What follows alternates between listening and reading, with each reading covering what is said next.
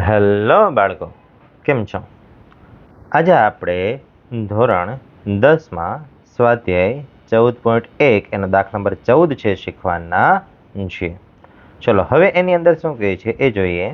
તો કે એની અંદર આપણને કહે છે કે સરખી રીતે ચીપેલા 52 પત્તાની થોકડીમાંથી એક પત્તું કાઢવામાં આવે છે. એટલે કે 52 પત્તાની જે આખી થપ્પી હોય એમાંથી આપણે કોઈ પણ એક પત્તું છે આપણે લેવાનું છે. તો પછી કહે છે કે લાલ રંગનો રાજા હોય, મુખ મુદ્રાવાળું પત્તું હોય, લાલ રંગનું મુખ મુદ્રાવાળું પત્તું હોય, પછી લાલનો ગુલામ હોય, કાળીનું પત્તું હોય, ચોકટની રાણી હોય, એ બધાને મળવાની સંભાવના છે આપણે શોધવાની છે કે ભાઈ આ પત્તા કઈ જે રીતે મળે એની આપણે સંભાવના શોધવાની છે. તો ચાલો શરૂઆત કરીએ. અહીંયા આપણને કુલ પત્તા છે આપી દીધા છે, એટલે આપણે કુલ પત્તા n બરાબર 52 લઈ લઈએ. એટલે કે કુલ પત્તા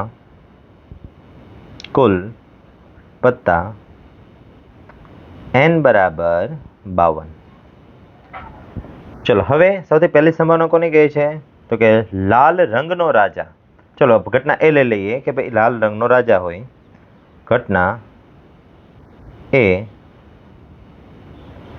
લાલ રંગનો રાજા હોય.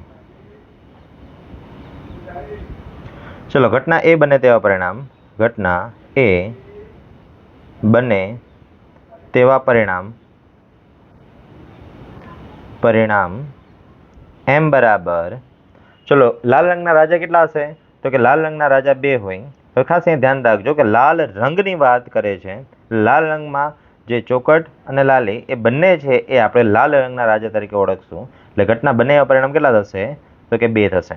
તેથીની સંભાવના P of A બરાબર ઘટના બને તેવા પરિણામ ભાગ્યા કુલ પરિણામ. ઘટના બને તેવા પરિણામ 2 ભાગ્યા કુલ પરિણામ 52. ચલો છેદ ઉડાડે 2 વડે, 2 કા 2 અને છેદમાં 2 વડે છેદ ઉડાડશું એટલે અહીંયા આપણને 2 નો ઘડે 5 એટલે 2 દુ 4, 1 વધશે 2 છક 12. એટલે જવાબ આવશે 1/26. તેથી અહીંયા એ ઘટનાની સંભાવના P of A બરાબર આપણને 1/26 મળી.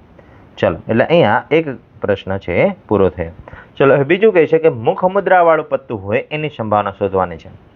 તો આપણે બીજી ઘટના ધાર લઈએ કે ભાઈ ઘટના બી મુખ મુદ્રાવાળું પત્તું હોય, મુખ મુદ્રાવાળું પત્તું હોય. ચલો મુખ મુદ્રાવાળા પત્તા કેટલા હશે એના આપણે પરિણામ લખીએ. તો કે ઘટના બી બને તેવા પરિણામ. તો કે મુખ મુદ્રાવાળો પત્તા એ કેટલા હશે? તો કે એક પેટર્નમાં 3 પત્તા હોય, મતલબ કે રાજા, રાણી અને જોકર. પણ એવી પાછી કેટલી પેટર્ન હોય? તો કે 4 પેટર્ન હોય. એટલે કે 4 ગુણ્યા 3 એટલે 4 તેરીને 12. એટલે કે અહીંયા ઘટના બી બને તેવા પરિણામ કેટલા મળશે? તો કે m બરાબર આપણને 12 પરિણામ એવા મળશે કે જે ચિત્રવાળા પત્તા હોય. અને ચિત્રવાળા પત્તાને અહીંયા બીજા શબ્દમાં કહીએ તો મુખ મુદ્રા એટલે કે જેમાં ફોટો આવેલો છે એવા પત્તા. ચલો હવે એ આપણને પરિણામ મળી ગયા છે, એટલે હવે એની સંભાવના શોધી લઈએ. તો કે P of B બરાબર ઘટના બને તેવા પરિણામ ભાગ્યા કુલ પરિણામ.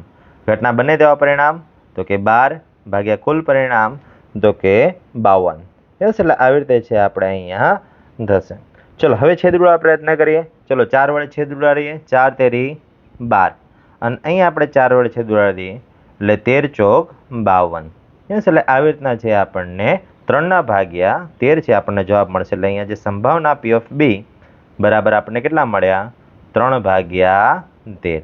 યસ, એટલે આવી રીતે છે આપણને બી ઘટનાની સંભાવના મળી મુખ મુદ્રાવાળા પત્તાની. ચલો હવે આગળ જોઈએ કે સી ઘટનામાં આપણને શું કહે છે? લાલ રંગનું મુખ મુદ્રાવાળું પત્તું. હવે પાછું જોઈએ તો ભાઈ લાલ રંગમાં તો 2 જ પેટર્ન આવે. એટલે કે આપણે જે અહીંયા મુખ મુદ્રાવાળા જે પત્તા ગણ્યા હતા 3, તો કે રાજા, રાણી અને જોકર, એ હવે એ કેટલી પેટર્નમાં ગણવાનું? તો કે ખાલી 2 જ પેટર્નમાં ગણવાનું. એટલે કે 3 અને 3 એટલે કે ટોટલ 6 જ પત્તા એવા થશે કે જે લાલ રંગના પણ હોય અને સાથે મુખ મુદ્રાવાળા પણ હોય. યસ, એટલે કે જે સી ઘટનાની સંભાવના જે લાલ રંગનું મુખ મુદ્રાવાળું પત્તું એના માટે લખીએ ઘટના સી લાલ રંગનું મુખ મુદ્રાવાળું પત્તું હોય, મુખ મુદ્રાવાળું પત્તું હોય. ચલો, ઘટના સી બને તેવા પરિણામ. ઘટના સી બને તેવા પરિણામ.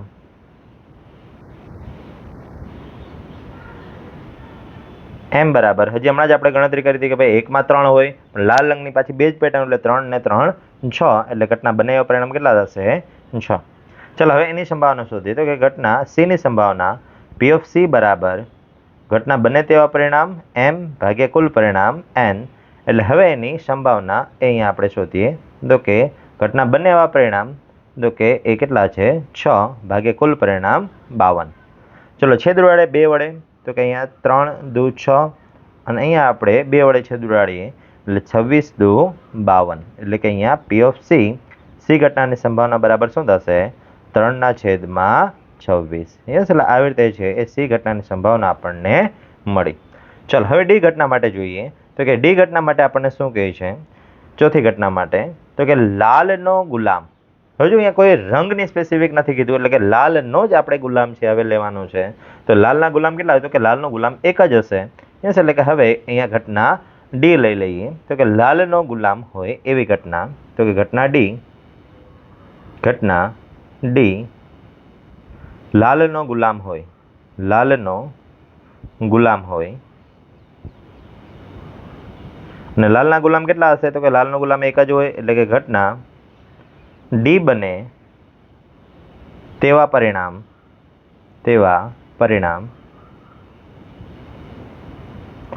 m બરાબર 1. ચલો હવે એની સંભાવના શોધી કે ભાઈ P of D બરાબર ઘટના બને તેવા પરિણામ ભાગ્યા કુલ પરિણામ. ઘટના બને તેવા પરિણામ 1 ભાગ્યા કુલ પરિણામ 52. એટલે એમાં ક્યાંય છેદ ઉડતા નથી, એટલે કે P of D એની સંભાવના બરાબર કેટલા થશે? 1/52. યસ, એટલે આવી રીતે ડી ઘટનાની સંભાવના છે આપણને મળી. ચાલો હવે આગળ જોઈએ. તો કે હવે આગળ આપણને કાળીનું પત્તું હોય એની સંભાવના કહે છે. તો કે કાળીના પત્તા કેટલા હોય? તો કે એક પેટર્નમાં 13 પત્તા હોય અને એમાંથી 4 અલગ અલગ પેટર્ન હોય છે. એમાંથી એક પેટર્ન છે કાળી છે. યસ, એટલે કે કાળીના કેટલા પત્તા હશે? તો કે કાળીના 13 પત્તા છે એ આપણને મળે છે. એટલે કે હવે એ ઘટના ઈ એની સંભાવના શોધી કે ભાઈ નવી ઘટના છે એને આપણે ઈ નામ આપી દઈએ કે ભાઈ ઘટના ઈ. એમાં લખીએ કાળીનું પત્તું હોય, કાળીનું પત્તું હોય. ચલો, ઘટના ઈ બને તેવા પરિણામ. ઘટના ઈ બને તેવા પરિણામ m બરાબર કેટલા થશે? તો કે 13 થશે. તેથી ઘટના ઈની સંભાવના P of E બરાબર ઘટના બને તેવા પરિણામ ભાગ્યા કુલ પરિણામ. ઘટના બને તેવા પરિણામ 13 એટલે અંશમાં 13 આવશે. કુલ પરિણામ 52 એટલે છેદમાં 52. 13 એકા 13, 13 ચોક 52. એટલે કે ઘટના ઈ એની સંભાવના કેટલી થશે? 1/4. યસ, એટલે કે અહીંયા ઈ ઘટના છે એની સંભાવના છે આપણને મળી. ચલો હવે છેલ્લી ઘટના જોઈ લઈએ. તો કે છેલ્લી ઘટના F, એમાં આપણને કોની સંભાવના શોધવાનું કહે છે? તો કે F ઘટના એની અંદર આપણને કહે છે ચોકટની રાણી. તો ચોકટની રાણી કેટલી હોય? તો કે ચોકટ એક સ્પેસિફિક પેટર્ન થઈ ગઈ અને એક પેટર્નમાં એક જ રાણી હોય છે. એટલે ચોકટમાં કેટલી રાણી હશે? એક જ રાણી હશે. એટલે હવે ચોકટની રાણીની સંભાવના શોધી લઈએ. ચલો, એટલે હવે અહીંયા ઘટના F એના માટે ઘટના F ચોકટની રાણી હોય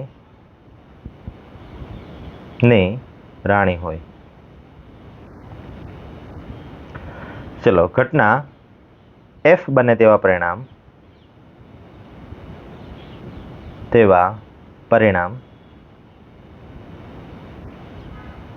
m બરાબર કેટલા થશે? 1 થશે. ચલો હવે અહીંયા ઘટના F બને તેની સંભાવના P of F બરાબર ઘટના બને તેવા પરિણામ ભાગ્યા કુલ પરિણામ. ઘટના બને તેવા પરિણામ તો કે 1 ભાગ્યા કુલ પરિણામ 52. અને અહીંયા ક્યાંય છેદ ઉડતા નથી, તેથી આની સંભાવના કેટલી થશે?